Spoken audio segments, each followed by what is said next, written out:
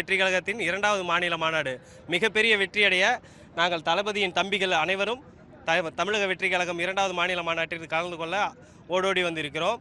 சீமான் அவர்களை வன்மையாக கண்டிக்கிறோம். தமிழக வெற்றி கழகத்தின் தலைவர் ஒரு ஒப்பற்ற தலைவர், சமூக நீதி தலைவர். அவர் உழைத்து இந்த உச்சத்தை அடைந்திருக்கிறார். சீமான மாதிரி பொய் கதைகளை பேசியோ, ஒருவரை ஏமாற்றியோ, ஒரு பெண்ணை ஏமாற்றியோ, ரொம்ப கேவலமான கதைகளை பேசியோ, இளைஞர்களை ஒரு மந்தமாக்கியோ நாங்கள் ஒரு கழகத்தை துவங்கவில்லை.